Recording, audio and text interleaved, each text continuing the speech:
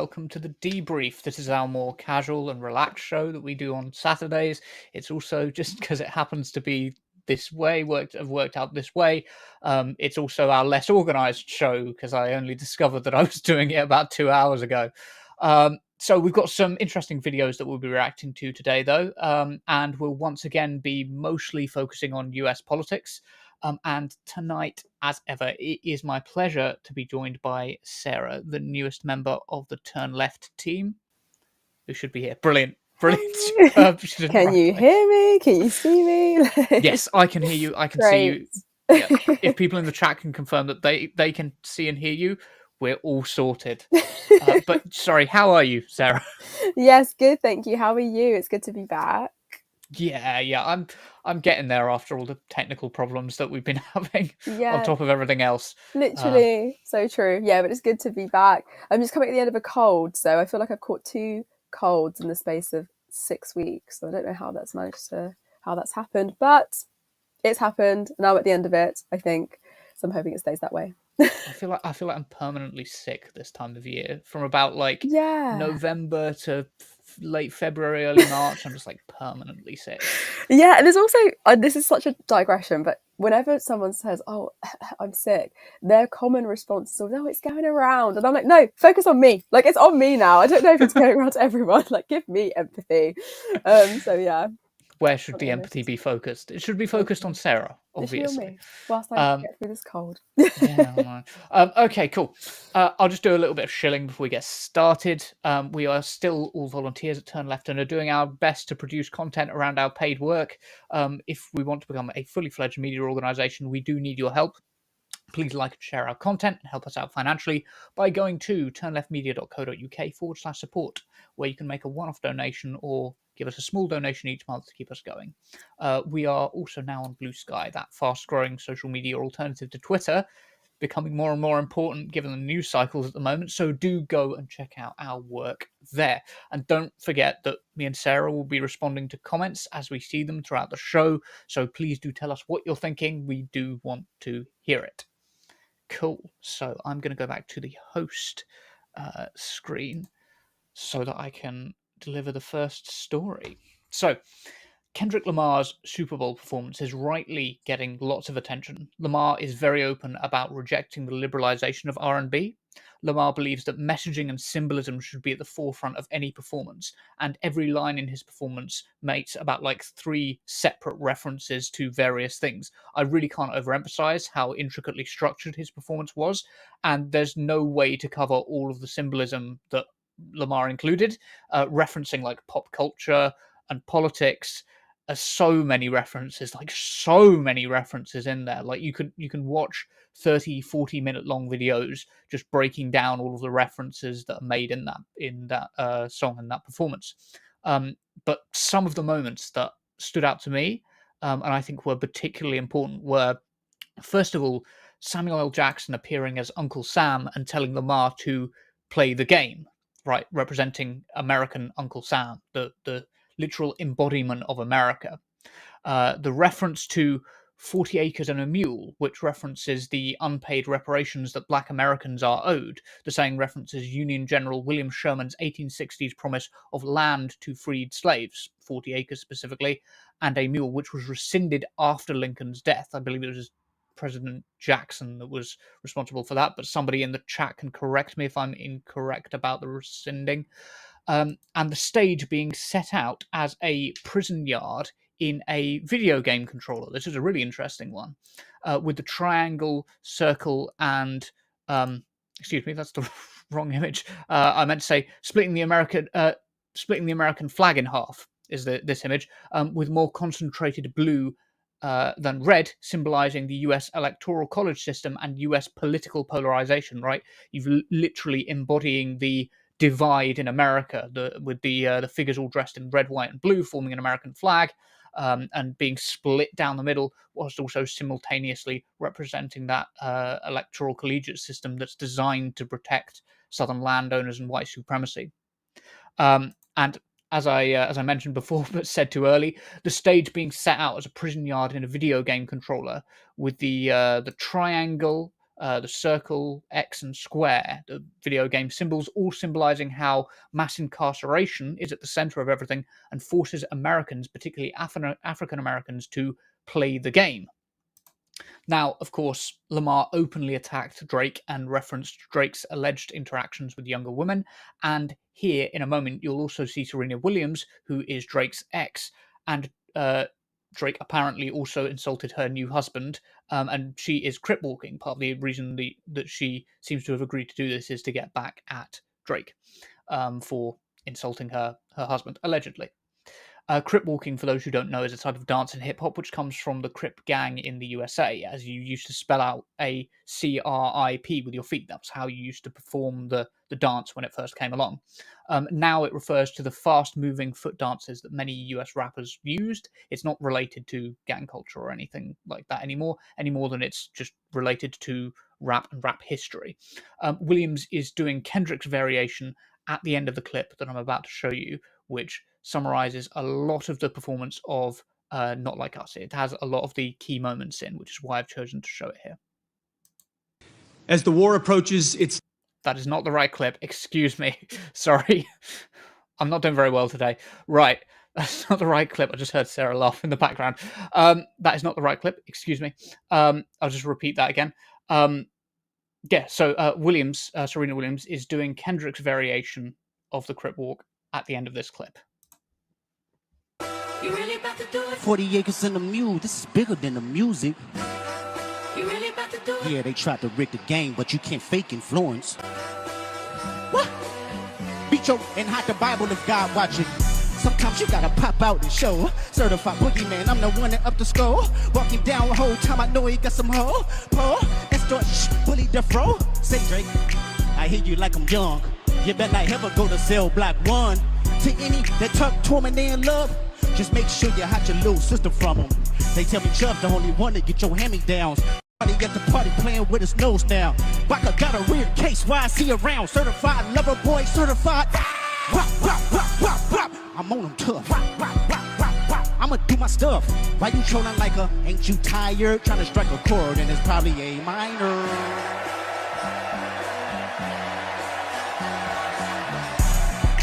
They not like us. No. They not like us. No. It's a really interesting and in-depth performance. It's the kind of performance that theatre kids will absolutely love, and I've spent a lot of time around theatre kids, so I got a lot of sympathy for that. But not everyone was as happy with the performance as I was. Some conservatives took to TikTok to tell us how much they hated the performance, but their reasons to me seemed kind of vague. I'm not going to lie to you. Worst Super Bowl halftime show I've ever seen, and Kendrick fans are already saying that, oh, this is a race thing. Nobody was saying this about Beyonce's halftime show, because Beyonce's halftime show, unlike Kendrick's, had amazing choreography. Kendrick's choreography was boring. It had amazing costume design. Kendrick's costume design was boring. It had amazing set design. Kendrick's sets were boring.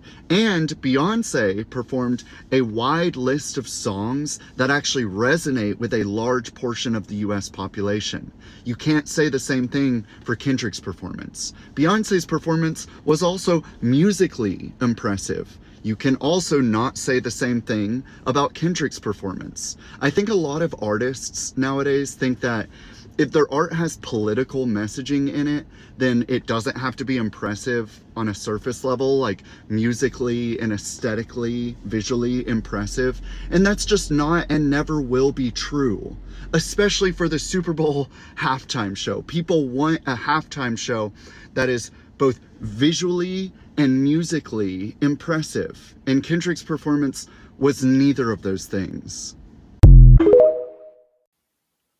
I don't know. I think he's actually struggling to come up with reasons why the performance was no good. That's the kind of impression I'm getting. But what do you think, Sarah? No, I completely agree. I also saw that video of that conservative trying to criticize the Super Bowl performance. But I think Kendrick's Super Bowl performance serves a poignant reminder of the power and necessity of amplifying Black voices, particularly in a time where we are seeing democracy be infringed upon by Trump. I think he is trying to navigate the complexities of political expression within what is now becoming a very, very constrained environment. And Kendrick, I think, successfully highlights the resilience and creativity required of Black artists, particularly in an era where political forces seek to suppress those diverse narratives. I mean, we're coming off the back of Trump literally trying to make himself. What was he trying? He's trying to make himself like. Didn't he? With it was something to do with the Kennedy Center, and he's like fired many people, and then somehow removed funding or something along those lines. I need to actually get the details on that. But with his initiatives behind diversity and inclusion, we're seeing him essentially trying to silence Black voices. But this is something that's been happening for as long as we can remember within the music industry, that the US particularly, going back to the minstrels, and then cakewalking, etc., have historically tried to suppress and marginalize Black voices, and also take from them when it comes to their artistry in the music industry. So I hope that this serves as a catalyst to, I think, highlight the atrocities that are happening towards Black people, Black voices, and the suppression of their voice, etc., etc. Did you happen to see, this is kind of a bit of a digression, but the performer have the Sudan and Palestine flag as well in the performance? Got dragged off. Yes, that got one, dragged yes. off. So that highlights to me again political expression being completely suppressed. And I'm like, in a time where genocides are happening in Palestine and in Sudan, women are literally committing suicide because they are being raped and assaulted in Sudan. So how are you trying to silence the voices of those that want to speak on those issues? Yes, the fact it was was it a Palestine flag and a Sudanese flag, or was it one combined? I can't remember. I think it was combined. It's combined I one, think. yeah. I think it was. Yes. Which is interesting. I see people talking a lot about I do see people talking a lot about a lot. I see people sort of getting there adequately talking about Palestine and the Congo sometimes. Yeah, true. But very rarely do I hear about the crisis in Sudan. I know that I can picture his face, but I can't remember his name. George Clooney, that's it. Has a satellite which is watching South Sudan particularly for movement of for possible movement of troops, so that they can be aware of when atrocities might be about to take place, and warn human rights organizations on the ground. But I'm less familiar with that than you might be. Yeah, I obviously the atrocities that are happening in Sudan are insane, and I don't think it gets enough coverage, to be honest. When you're seeing what the rapid support forces of these paramilitaries and what they're doing in that country, the number of people who have been displaced as a result far surpasses many countries that are facing conflicts at the moment. And it's a shame that these voices are being suppressed. And I think it confirms to me the silencing of voices that aren't white, and kind of putting them to the sidelines, but amplifying the voices of those who are white and facing conflict.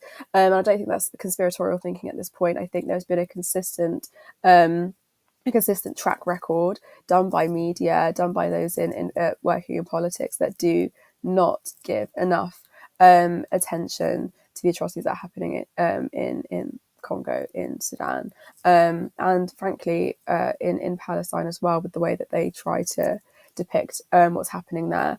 But I think Lamar's performance, I think, really reflected a broader effort, I think, to kind of interrogate I think cultural institutions, and I guess where they can go going forward when it comes to political expression, and how they can navigate that, in a country that's trying to silence it. Absolutely. Just moving back to the performance slightly. Jacqueline said, "Did Kendrick Lamar say anything in defense of the man who protested the genocides happening in Palestine and the Sudan?" I believe that actually it was one of his dancers. I think it was one of his dancers. Yeah, yes. Which shows, I think, the link between black artistic culture in the USA and activist culture. Like, they are very closely linked. Like, black activists in the USA tend to be, and to be fair, in the UK as well, tend to be at the forefront of a lot of these movements. And Jacqueline says, of course, if he had, then he wouldn't get invited on to do halftime at the Super Bowl. Yeah, I think that's kind of it. Is like you do risk politically isolating yourself, and you've got to like make your judgment, I guess. Although he is being pretty bold and like controversial in a really good way. I think super bold. Yeah, I think he's currently engaging with the challenges that are in that current political climate. Oh my God, did I say that? Did you say super bold? Super bold.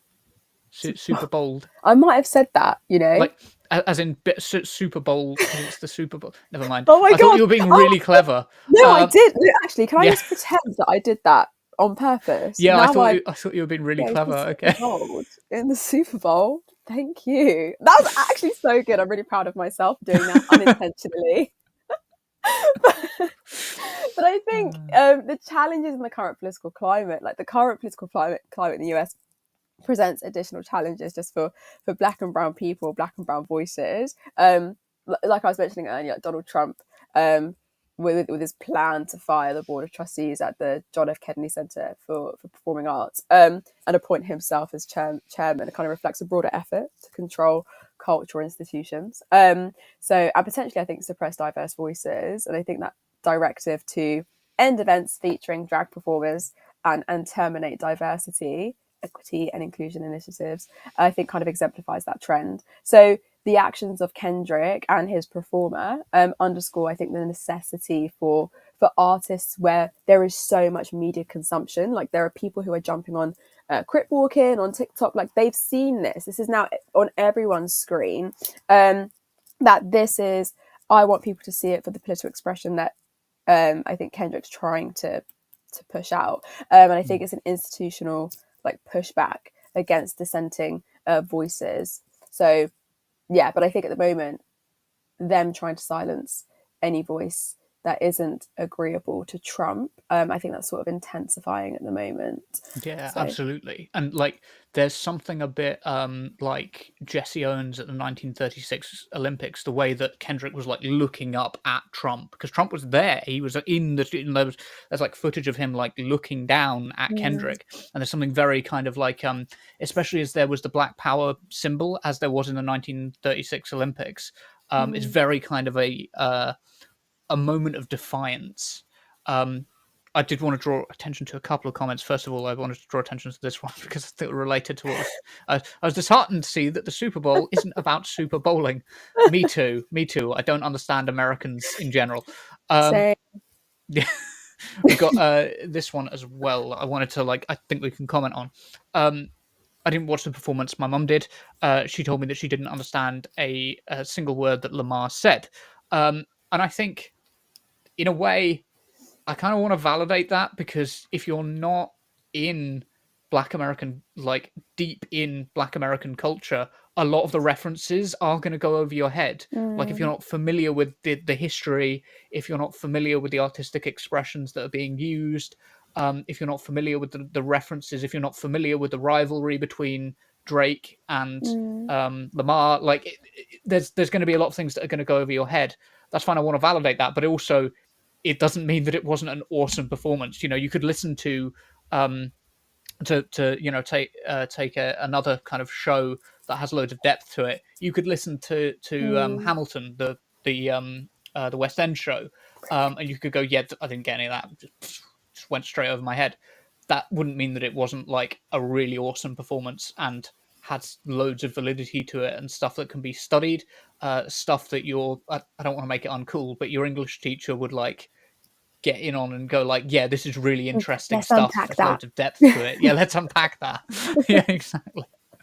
Yes. No, it's true. I think, people, unless you're aware of what the Uncle Sam reference is, then you won't realise that it's a satirical Uncle Sam, and it serves as a conduit for a nuanced political commentary. I think at the moment we're seeing, and I think this historically has happened in the US, where you've seen artists, particularly those that come from minoritized communities, feel this need to endure to conform to mainstream expectations or echo what's happening, or not even comment on politics at all. So I think, I don't know. I hope that people do understand those references or maybe look into it slightly more. But yeah, we'll see. But I do think it was quite significant for him to have Serena there, someone who's faced quite a lot of misogynoir and has been always questioned on her femininity, has always been told that she emulates some sort of manhood.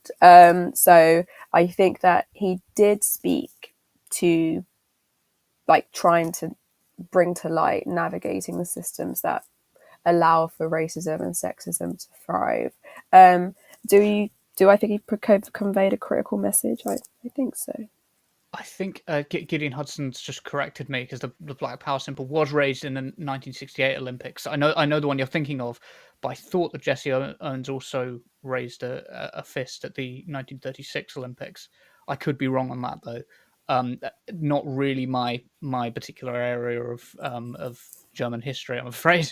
At least, that it wasn't the hosting of the 36 Olympics is a bit outside of my area. Falls more into like sports history. Like I know there's that crossover with social history, but like off the top of my head, I can't remember.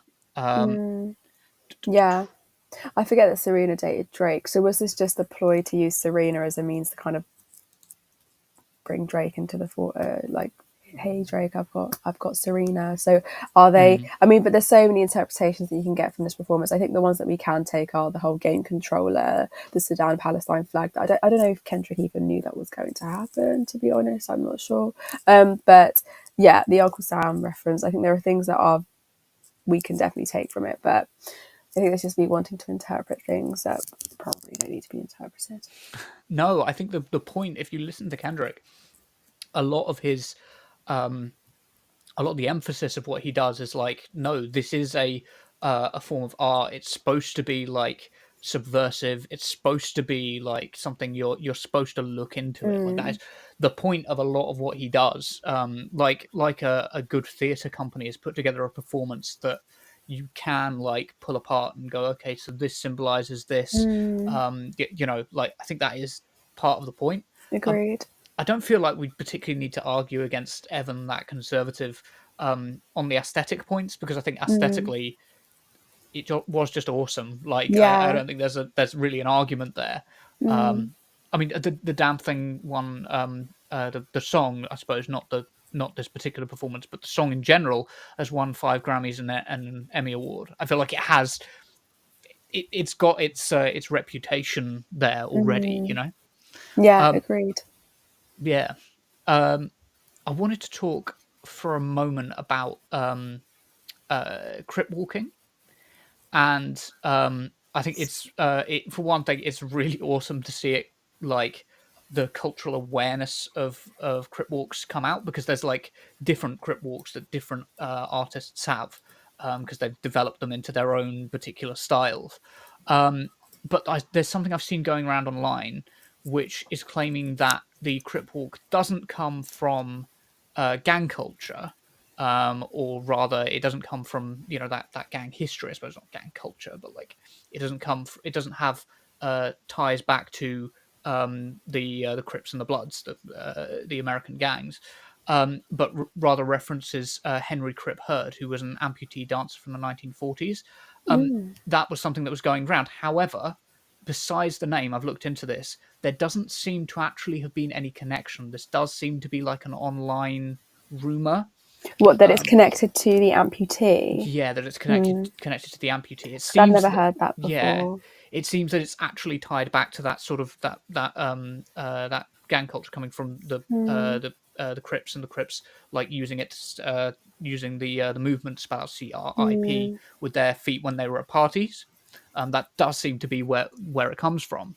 But yeah, there is a particular problem, I think, with trying to sanitize minority history instead of showing like the full length of complexity. Like I think there's an important need to recognize that it comes from gang violence, because gang violence comes about as a result of violence and poverty that was forced on these people through white supremacy. Exactly. Do you know what I mean? Exactly. It potentially takes away some of their agency to remove that. Completely agree with you. I think that kind of it does kind of completely take away, like you said, and this is literally your words, but the complexities of like that's history. And I think he subtly does a commentary on what it should be like mainstream acceptance when you integrate a dance with such loaded history into a mainstream event. But you're already doing it to an audience that is in a really, really critical time when it comes to politics as a whole and the way that they view minorities anyway. And everyone has these preconceived notions about Black culture expressions and their place in popular culture. But even more so, I think the way that they attempt to interrogate gang violence and the way that that's racialized in a lot of ways, like redlining, etc., etc. So I don't think that many people are equipped to have that conversation. But I don't know. I don't know if it's going to be a good step forward to destigmatizing the Crip Walk. I think it's still going to be heavily stigmatized because it emerged from an area that was stigmatized for gang activity. So I don't know. I honestly don't know what to say about that because I had to look into the Crip Walk. I am British, born and bred, so the Crip Walk is something that I don't have much knowledge on. But I can see the positive attempts that come with it, but also the privilege it takes to be able to do a walk like that on mainstream television and not really be too heavily reprimanded on it when it's something that does actually relate to Black culture expression from a impoverished neighborhood that felt a need to have gang activity be there in the first place. So yeah, hard one, that one. Yeah, it is a really it is a tricky one, and as two kind of British commentators, it's difficult for us to like to accurately comment on it. I think that's something, yeah, kind of. But then what do you think of, like, because now everyone's doing it on social media, everyone's Crip walking, like it's now become this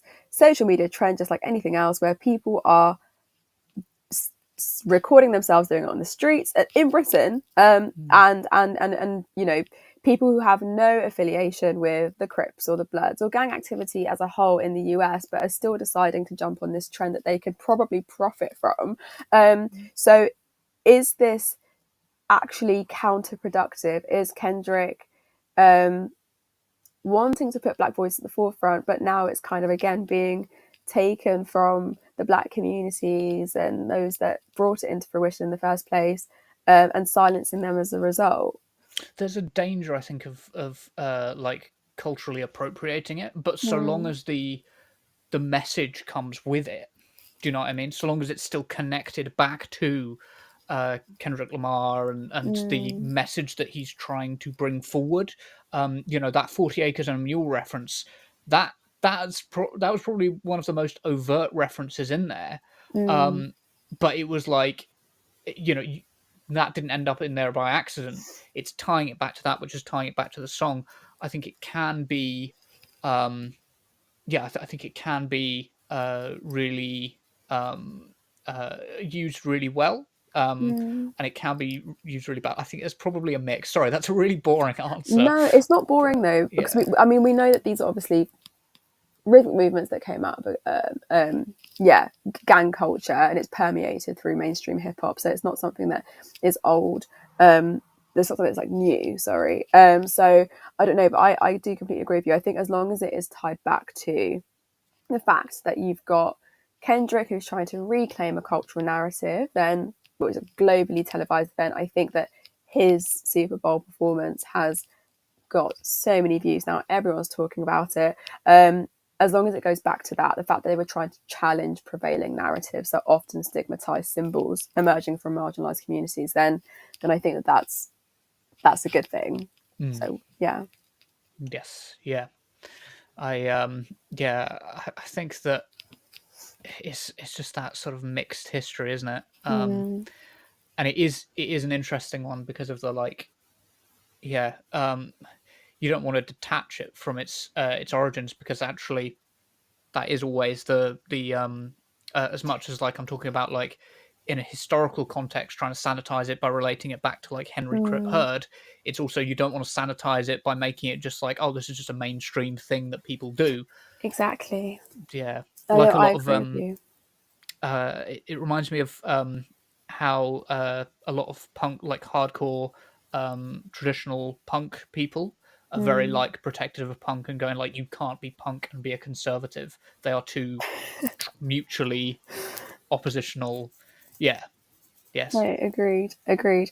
And I do think like what does worry me is that sometimes maybe the Conservatives might say, is this an endorsement of gang violence? And I think no, it's quite the opposite, the Crip Walk. I think it serves as a nuanced commentary on the socioeconomic conditions that give rise to such phenomena.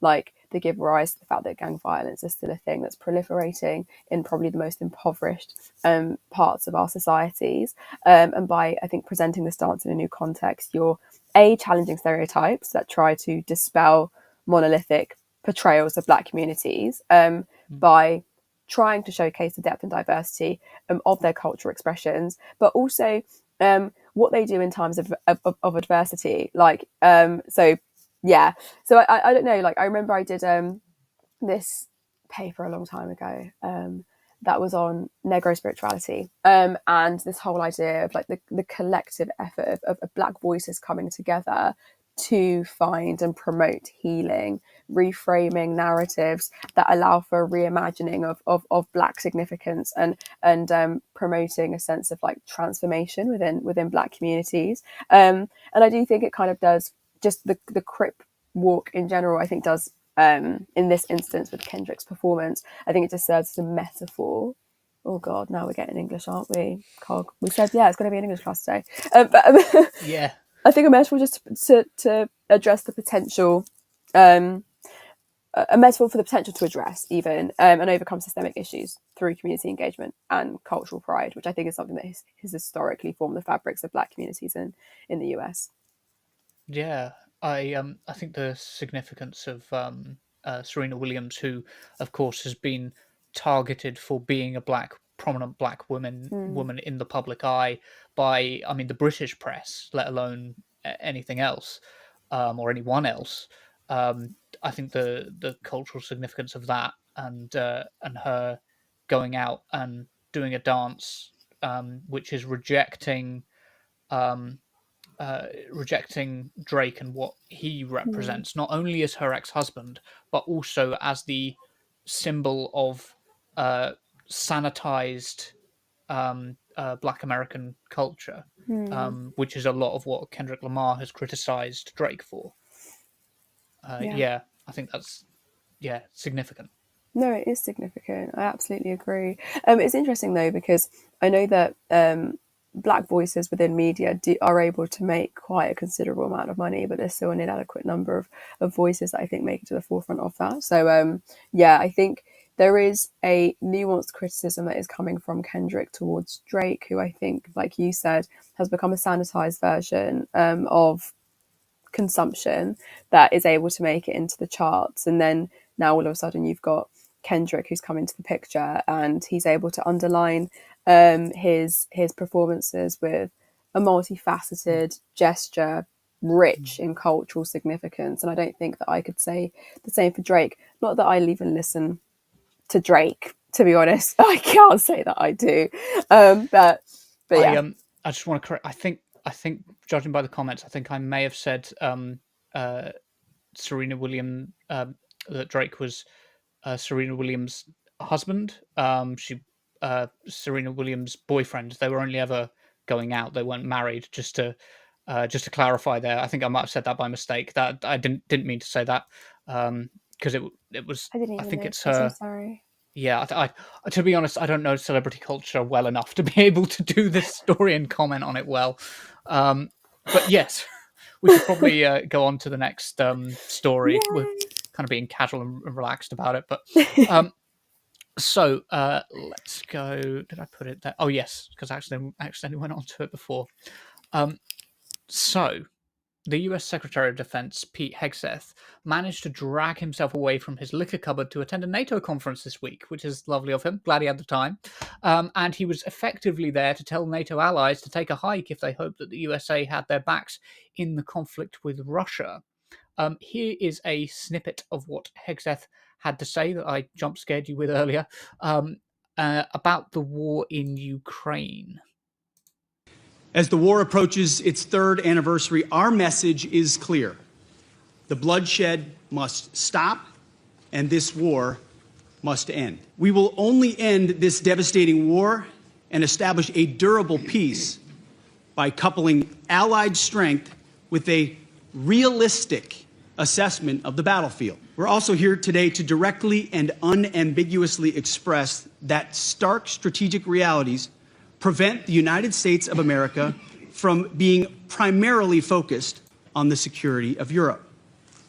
The United States faces consequential threats to our homeland. We must and we are focusing on security of our own borders. The United States remains committed to the NATO alliance and to the defense partnership with Europe. Full stop. But the United States will no longer tolerate an imbalanced relationship which encourages dependency. The United States does not believe that NATO membership for Ukraine is a realistic outcome of a negotiated settlement. Instead, any security guarantee must be backed by capable European and non-European troops. If these troops are deployed as peacekeepers to Ukraine at any point, they should be deployed as part of a non-NATO mission, and they should not be covered under Article 5. So, to be clear, the US, with the strongest and most advanced military in the world, hasn't cut its military spending as part of its DOGE operation, right, its Department of Government Efficiency operation, but expects NATO members to forego Article 5 protections, which is basically an attack on one is an attack on all clause, and fight Russia alone. Probably the biggest strategic fuck you since the end of World War II, and shows how the US outlook has changed. The Marshall Plan and intelligent US foreign policy is now history. Now, it's all idiocy, blundering, and trying to surgically remove the Trump administration from Putin's rear end. Everything that made America into a serious economic power is being abandoned to collapse in on itself, and some people are elated by this, understandably, particularly people who are opposed to NATO. But I can't see it that way. I think it's frightening because of how the US has been brought down. It's how the US has been brought down, not that the US is being brought down, that concerns me most of all. Sarah, what do you make of... Sarah, what do you make of America's new approach to international relations?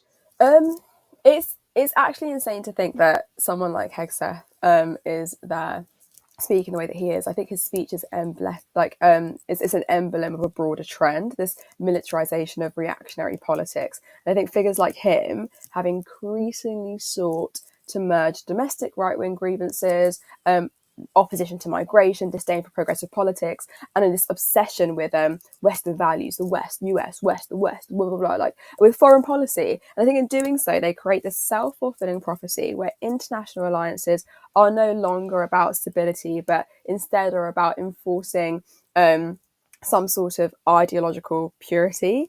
And the true danger, I think, of his rhetoric is not just in its content, but it's in platforming. It's the platform of such views within NATO itself. So once this kind of like militaristic, just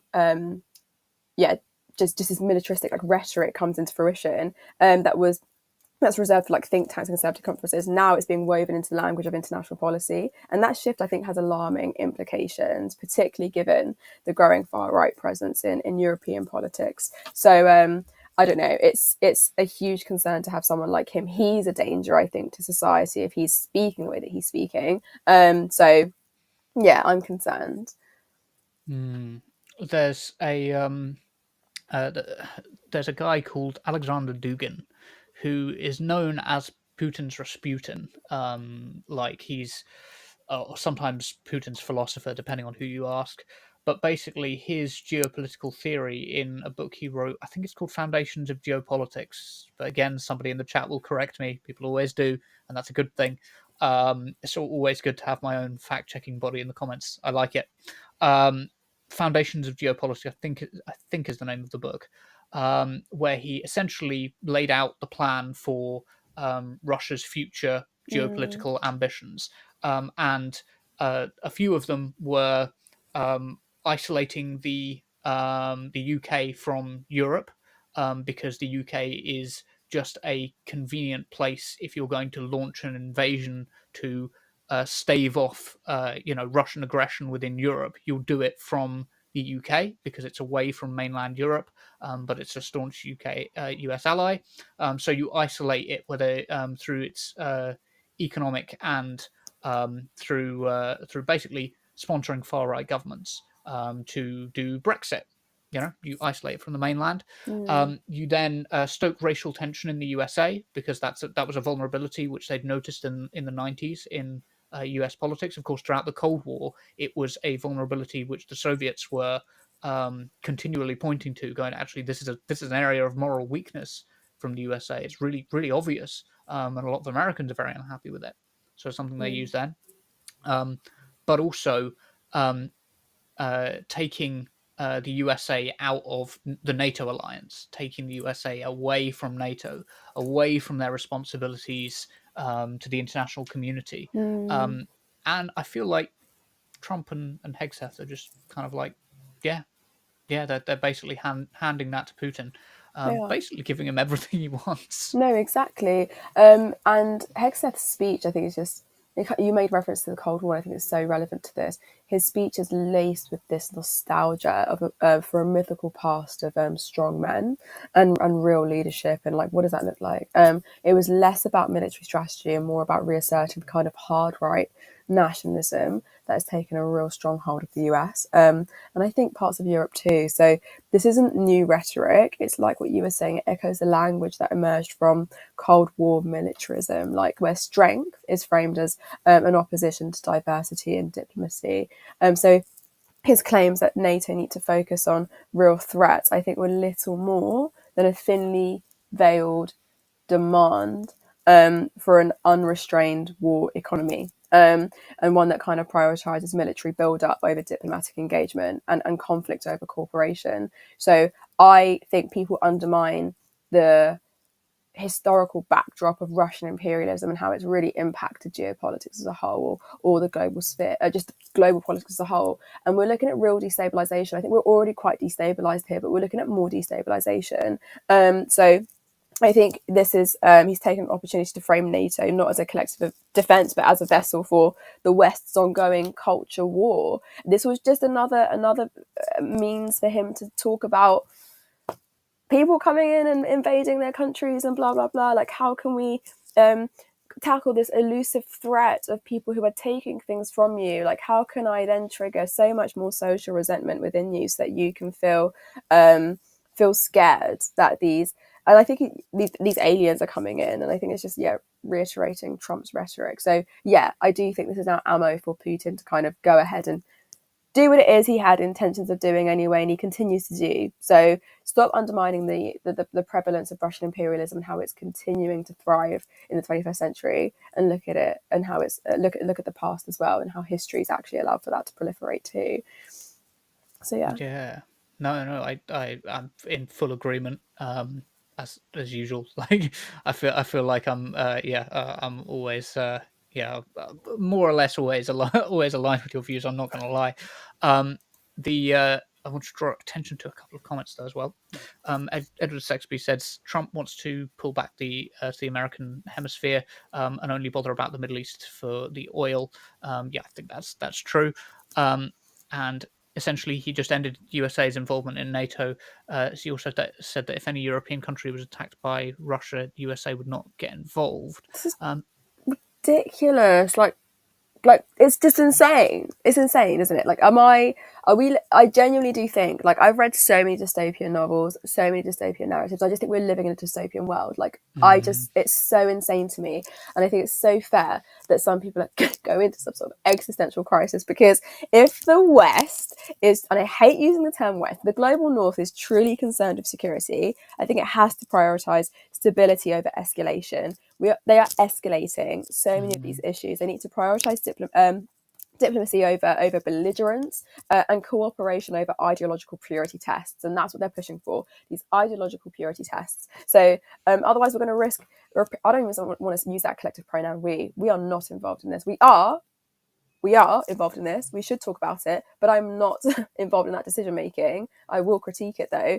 We're going to risk repeating the mistakes of history, where militarized nationalism inevitably leads not to strength but to absolute destruction. Absolutely, and destroys national powers, right? That's the thing, is like this kind of nationalism, it leads to to its own destruction. Like, if you've got an empire like the American Empire, and you take something like this and do it, I mean, the American Empire gained its strength through things like the Marshall Plan. It gained strength through allying and getting involved with countries around the world, through building itself off of mass trade, and free and open trade. Like, if you're the global hegemon, you want to encourage free and open trade. That's a good thing for you. But it seems that this administration is determined to shoot themselves in the foot. There was this from Edward Shakespeare as well. I don't know what you think about this, but I think it's an interesting question. Don't overplay Russian military capability, though. They have been fought to stalemate in Ukraine and are in no shape to take on NATO. Even without the US, they would struggle to take Estonia. I feel like there's a couple of things there. One, Russia does have a huge army, and has a quite capable military that it's been testing out in the Middle East for a very long time. It also has access to WMD. Not only are we talking about nuclear weapons, which are a big threat on their own, but also we're talking about things like sarin gas and things which aren't officially allowed to be used in conflicts, but we know that Russian-backed dictators like Assad have used those chemical weapons. And I don't think you can discount the possibility, given what happened in 2022, that Russia would start breaking those norms as well. Agreed. If it felt like it was under threat. Agreed. Yeah. No, I completely agree with you. I think by framing NATO as some ideological battlefield rather than a defence alliance, I think Hegseth is inadvertently, probably because he's ignorant, reinforces the very divisions that Russia kind of capitalizes on to justify its aggression. And I don't think there's a neutral stance on this. This isn't a new strategy. I think Russian imperialism has historically thrived on Western discord from the Cold War era, when Soviet propaganda amplified Western nationalist factions to today's hybrid warfare tactics of disinformation and political destabilization. And I think the contemporary Russian state provisions kind of positions itself as this vanguard of traditional values against what it sees as Western decadence. But I don't think, I really struggle to have any sort of empathy when we're discussing Russia, to be honest. And I'm going to be quite staunch on that. It's a difficult one. Of course, Trump and Musk also fired hundreds of staff who operated the US nuclear arsenal. You saw this, and now they're scrambling to get them back, which is poor timing, to say the least. Like, I don't know how you fuck up that badly. But this does bring up the question of, like, nuclear weapons. I don't know what your kind of stance is on nuclear weapons. I'm interested in what your kind of, like, do we get rid of them? If so, how? You know, what's your kind of, like, take on it? That's a really good question. I mean, to be honest, if I could get rid of them entirely, then I absolutely would. In some sort of utopian society, I would absolutely want to get rid of them. But do you know what's really insane? The fact that isn't US one of the only countries that doesn't have to declare whether they have nuclear weapons or how many nuclear weapons they have? Or am I just making that up? I was having a discussion today about this, and I don't think anyone is aware of how much the US actually has under its like belt, but I don't know if that's a myth. I think we have knowledge of the minimum, but I don't think they have to Not declare everything. But that's wild to me. So like we're now just living in this world where nuclear weapons can frivolously be like thrown about if they decided to do so. I mean, preferably for me, I would not want a world with nuclear weapons in at all. But is that the most ridiculous stance to have? Quite possibly. I don't know. Because then how would you mitigate a threat? But in my utopian world, we have a world where we can all just get on and people don't villainize people coming into a country, or war is waging because of land or money or oil. So, but again, utopian reality, but I don't know what it would look like in the real. No, I mean, you say utopian reality, but actually, I do think that the case for mutually assured destruction is often overstated. The idea that these weapons make us safer, I don't really see, because, I mean, if you can imagine a scenario where Russia fired a nuclear weapon, say, at Poland, I don't think the reaction of the international community is going to be, well, we've all got to all fire our nuclear weapons at once. Like, I don't think that's going to be the reaction. That, like, it always seems like an illogical reaction to me, because actually, once a nuclear weapon gets fired, it's in everybody's interests to stop and to like think about what is happening, not go, well, we've got to fire back because we've got to deter them from firing more. That's like, no, wait, that's, if you continue down that chain, you end up in like nuclear winter territory, let alone everybody burning to death territory. Which is, it's always been interesting logic to me. But the solution I favour is VNAs, virtual nuclear arsenals, which are basically what South Africa had, and I think Japan at one point had what's called a virtual. You know better on this than I do. So yeah, so the virtual nuclear arsenals, basically for those who don't know in the chat, a virtual nuclear arsenal is basically one that's kept in bits, right? So you have the capability to make a nuclear weapon, but it's not kept in the barrel, so to speak, right? So there's less chance of you accidentally like getting into a conflict where you're like spark firing them, but any country that fires a weapon at you knows that they might at some point in a few, further down the line, be struck with a nuclear weapon of their own. It just slows the process down, and it's a good kind of first step to like, okay, so if somebody accidentally presses a red button somewhere and punches in some lines of code, we're not all going to die, right? There's a bit of a bit of break on the process, you know.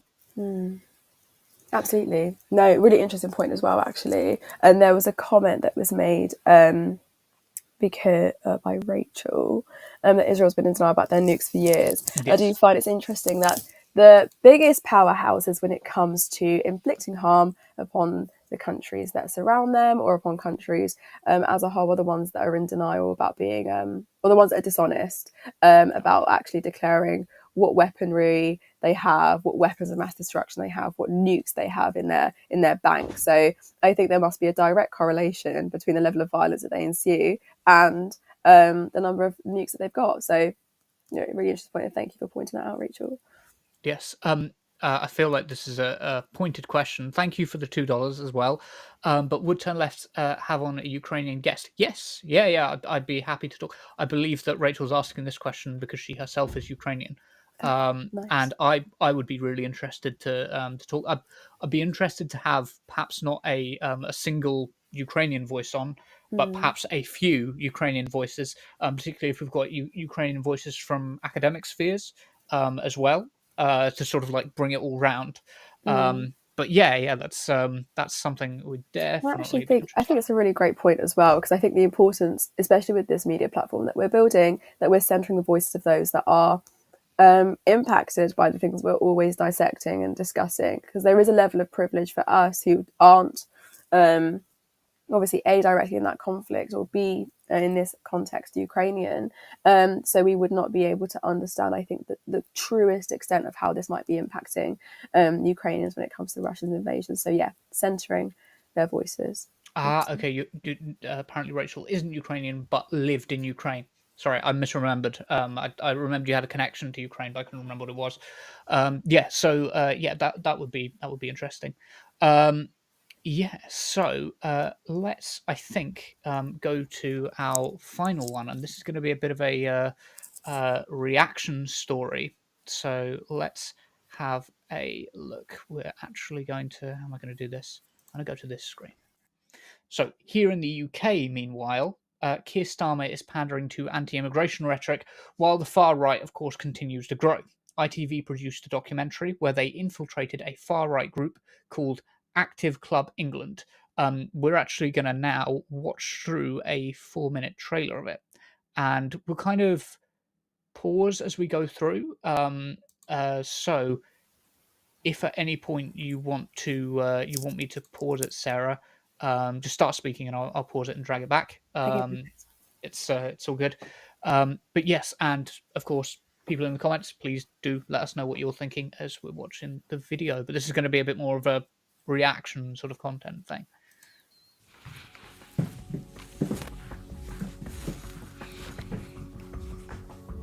For the past few months, I've been undercover as part of a far-right neo-Nazi fascist fight club.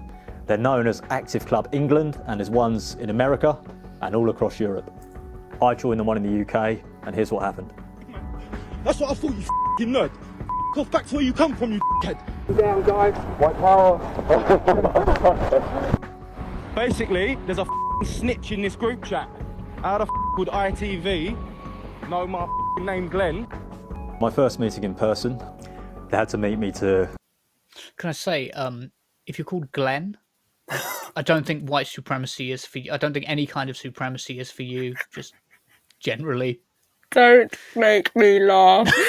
No, Sorry. you are too funny. I know. I know a Glenn. Not Yeah. that Glenn. Not that Glenn. Let me just preface. That Glenn. Not that one. They wouldn't like me, so let me not even. Yeah, I would not be involved in a space like that. God forbid. So yeah.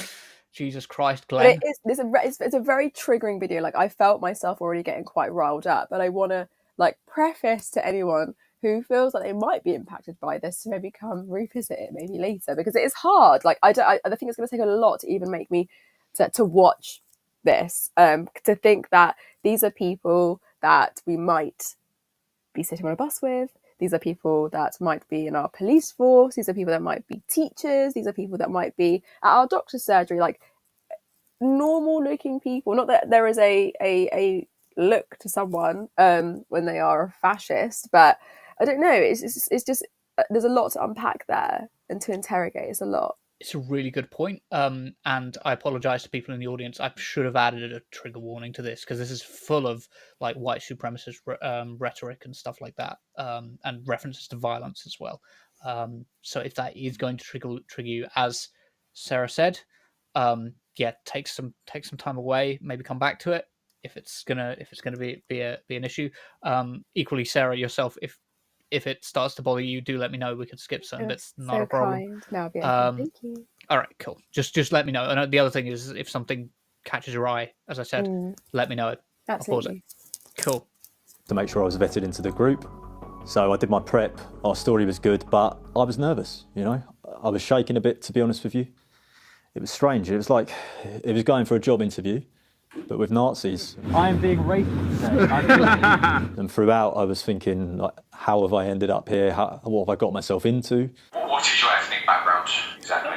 What do you think is wrong with the country? These people idolise Hitler.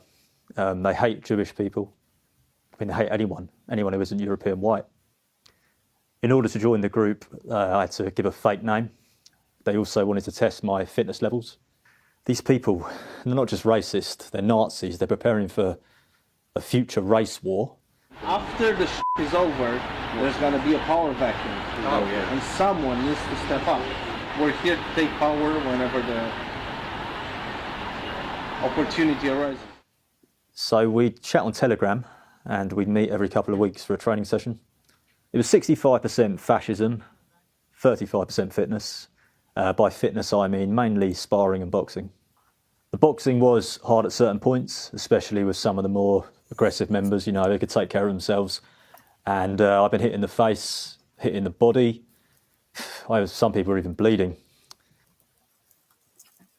I think that's interesting from a like sports point of view. I mean, you've done boxing. You're more familiar with the striking side of things. Muay Thai. But Muay Thai, sorry, Yeah. Muay Thai. I knew you did something like that. Yes. I'm Brazilian Jiu-Jitsu, and our philosophy has always been like, if you bring people in and then just beat the shit out of them, the problem is they don't tend to come back because they're getting the shit beat out of them. So there's an element, I think, of self-regulation here.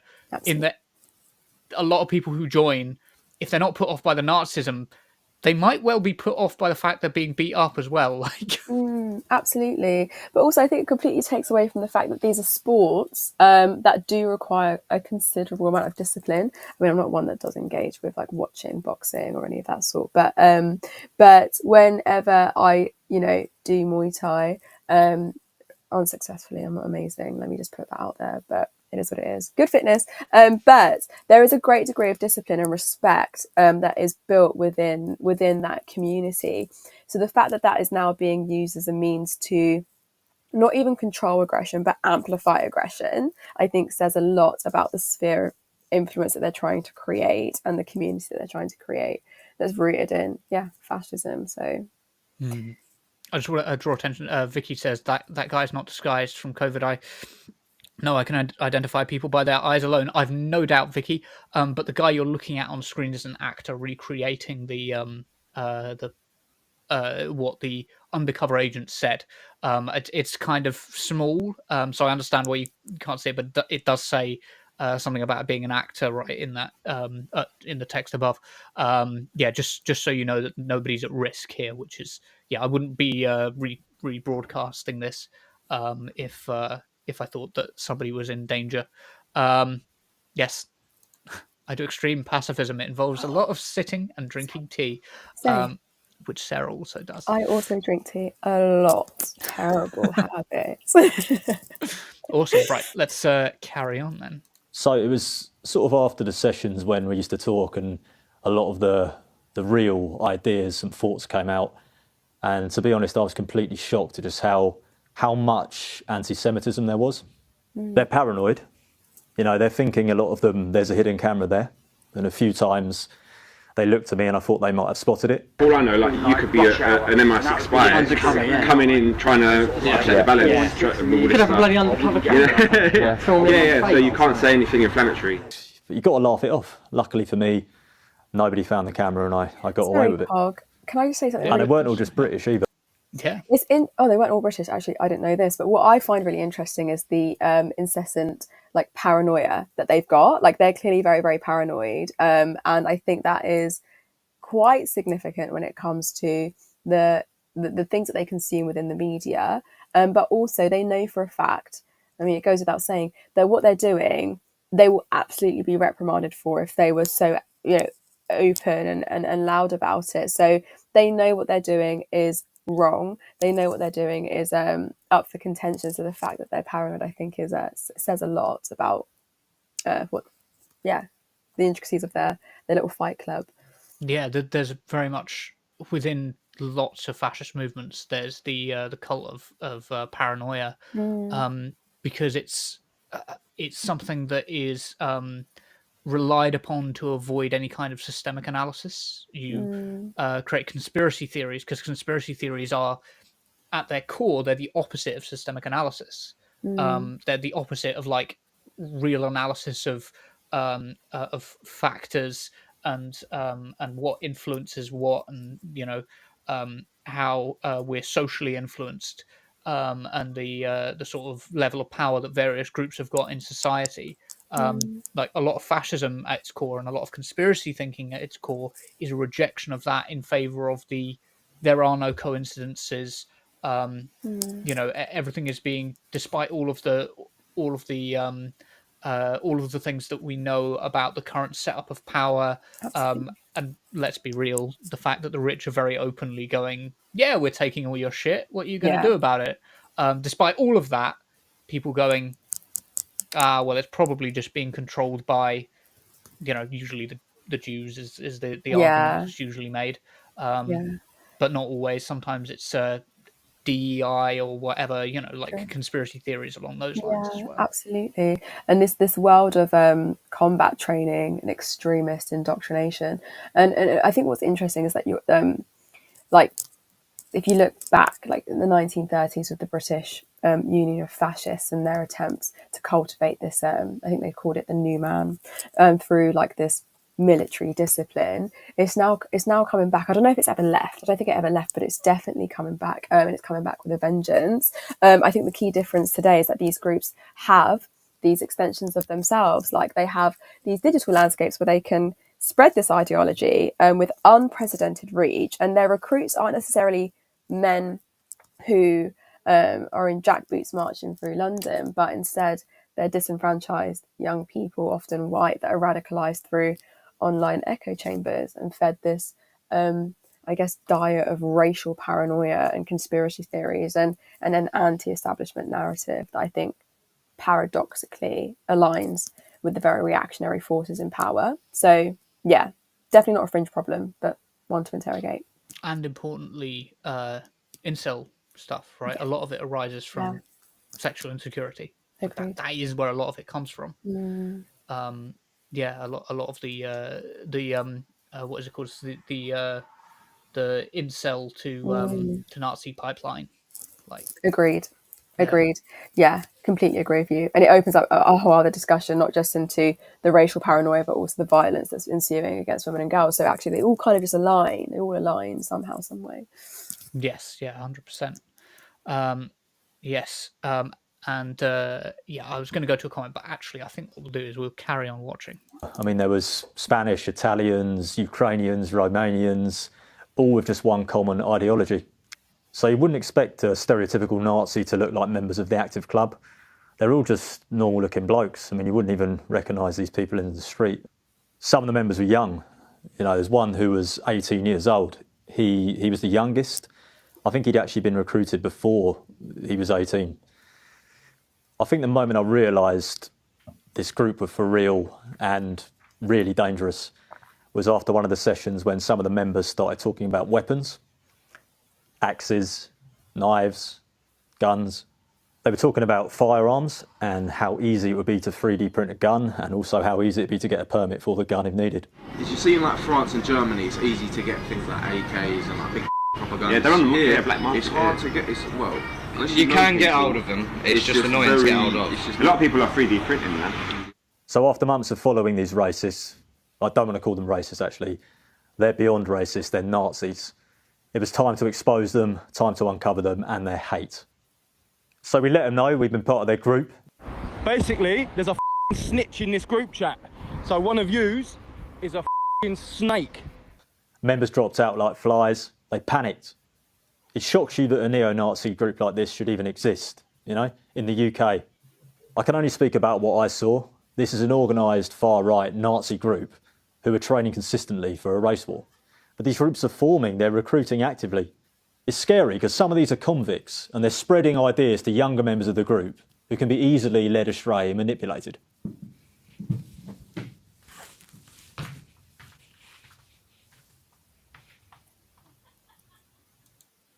There's a bit at the end about Active Club UK, but what I'll do is I'll take it off the screen there and we'll go back to the other layout just for a second to read through some comments. Yes. I wonder if this is a good point. I wonder if this group will get on the same punishment as the JSO group got for merely discussing a civil action on Zoom. It's the way that, it's just the way the distinction between the way the right and the left are treated in this country. It's just extraordinary how the right can go, oh yeah, two-tier Keir's coming down really hard on us. I'm like, what? Yeah, Christ. It's actually insane. But this isn't a fringe problem. Like, I think genuinely, I find it interesting that now this is coming into the media, and I don't know if this is now them just trying to sensationalize this trend of fascism and like, let's talk about it, like it's going to give us the views that we want, or because I genuinely think the media and the UK government has spent years nurturing the conditions for fascist ideologies to thrive. Their rhetoric of culture wars is something that I've seen consistently on my screen, in articles, and the demonisation of refugees and the criminalisation of protest. And that's something that's quite interesting with Jacqueline's point about Just Stop Oil. So these are not isolated incidents, but I think they're definitely part of a broader political trajectory that emboldens the far right.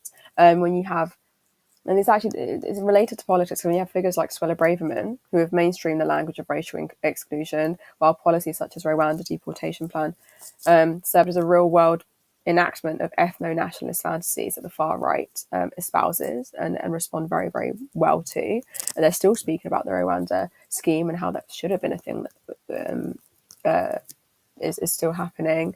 So, yeah, I don't know. I feel like the state has consistently underplayed the severity of this threat, and the media has kind of amplified their rhetoric slightly. Yes, Stanley's put it quite well here. JSO threatens the status quo. Fascism protects the status quo. I think there is something to that. Great point. I do want to just this comment as well from Becca. What's wrong with training for a marathon or a fun run? A bunch of bullies. They need to get a grip. I see. I think that there's something. Yeah, basically, they do need to get more normal hobbies. I agree with that. But I really want other leftists to get involved in combat sport, and for leftists to be like more familiar with combat sport, not necessarily so that we can all like go out onto the street and have a scrap with the far right, but so that we've got presence in these groups and we're having a cultural influence in these areas as well. Like the UFC it's got a few really good like liberal and left wing voices, but for the most part, like the UFC, the jiu-jitsu community, unfortunately, it does have a lot of tolerance, if not active support for, in some cases, like far right groups.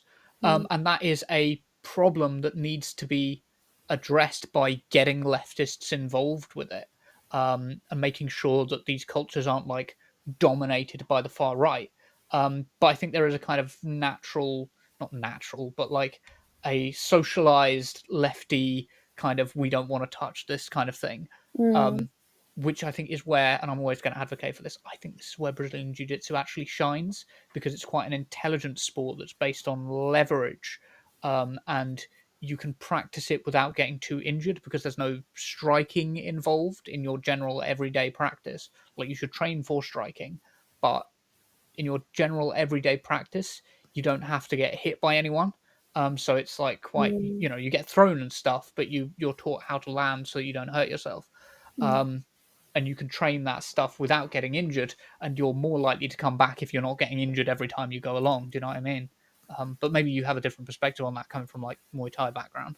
No, I think Muay Thai is incredible. I mean, I know that obviously everyone always recommends Brazilian Jiu-Jitsu. They're like, go ahead and do that, it's so much better. And I'm like, actually, it probably would be. Like, my shins wouldn't be so obliterated at the end of Muay Thai, possibly. But I do think you're right. I think that I think this actually comes hand in hand with attempting to dismantle the conditions that give rise to fascism and the spaces that fascists attempt to infiltrate or reclaim as their own.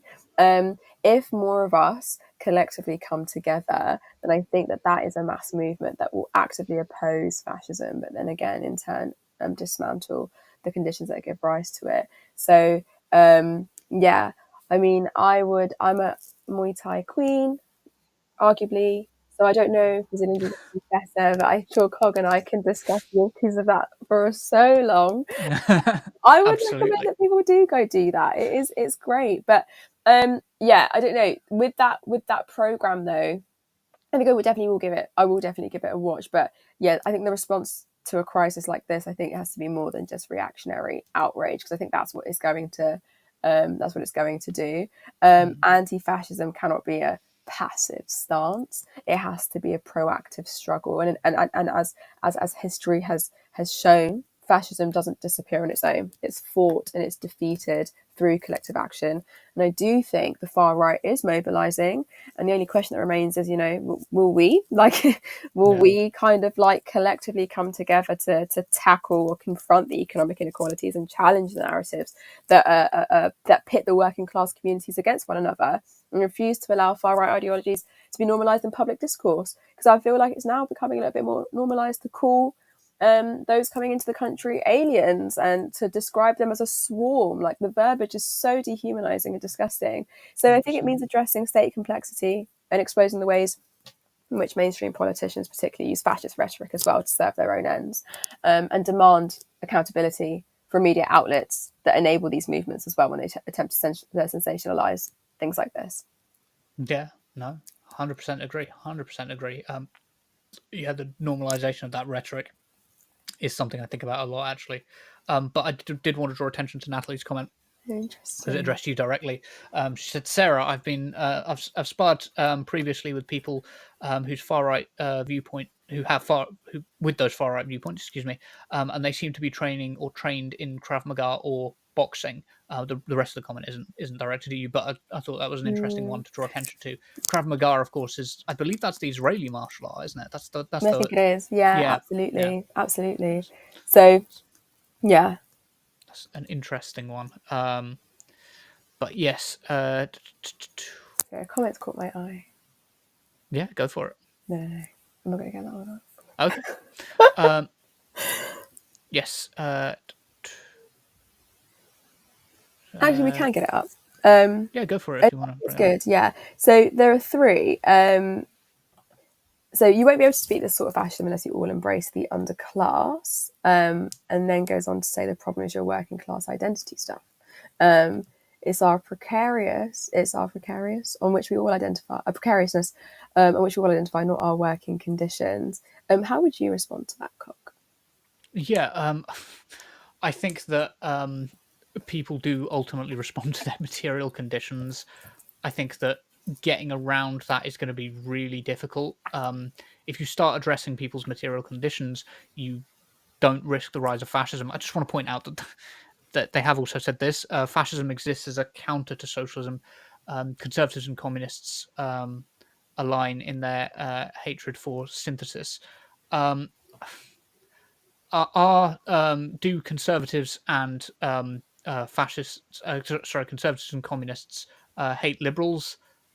Yeah, that there's an element of anti-liberalism that you can find on both ends of the political spectrum.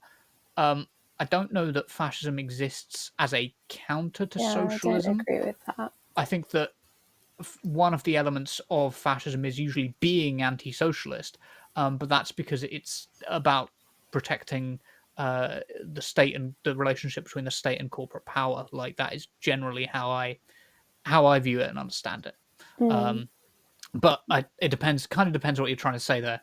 I feel like it's hard to judge what your views are based on like 3 or 4 comments, but that's fine. That's yes. And yes, somebody said, don't we go through this every 10 to 15 years though? I don't think so. I think 10 to 15 years ago, the idea that you could go on and say the things that even Keir Starmer has been saying this week would be unthinkable in 2005. The idea of a BNP politician going on the news and saying it would be unthinkable in 2005. I can't see that as a thing. And it's not that they weren't about and that there wasn't a sort of cycle to it, but actually it's not one we're uninvolved with. Do you know what I mean? It's not an inevitable cycle of history. You just go, the far right, and then you get the left again, and you get far right, and then you get liberals, and then you get far right, and you get the left again. Like, that's not, or you get conservatives, and then you get the left again.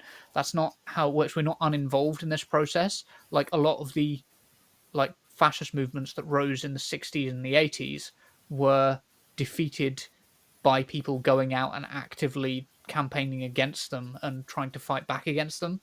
It didn't happen passively, I guess, is the point I would make there. Yeah, I agree. And I do think that it's something that has always somehow existed when it comes to people's, or particularly, I want to speak about like MPs, particularly when it comes to their rhetoric. I do think that they particularly now, they play a direct role in inflaming these tensions. And when you've got figures like Lee Anderson and Jacob Rees-Mogg, who have used quite inflammatory rhetoric in the past that stokes the fears and grievances that far-right groups exploit, I think there's always been a politician that has existed that has probably said inflammatory things that are weaponized by the groups that they are trying to target. So even if we just speak about current MPs, Anderson's repeated statements linking refugees to criminality mirror fascist talking points. So I think that it's existed, and and like I said earlier, I don't think it's a fringe problem. I think that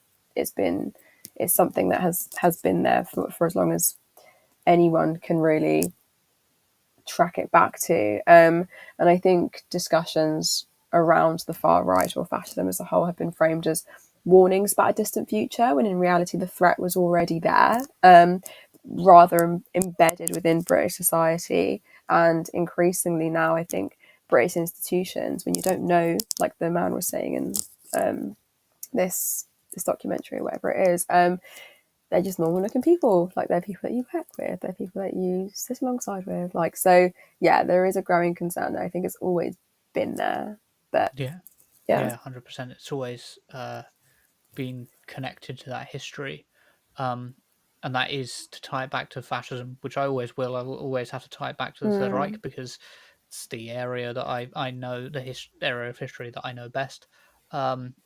It relates back to Christopher Browning and his reference to those who committed the Nazi atrocities as ordinary men, in rejection of Daniel Goldhagen's thesis that these people were like uniquely evil. And there was something in the German character that was like uniquely evil. No, these were ordinary people, and we've got to always be on the watch out for you always got to be on the watch out for ordinary people turning to this kind of level of violence and it being normalized. Ordinary people being radicalized in this way, because it doesn't take many to have quite a heavy impact. Yes, did you have any final comments that you wanted to get, or are we all right to... No, I'm okay. Just collective action. I think our voices are the ones that need to be at the forefront, our voices. So hopefully we can get to that point at some point.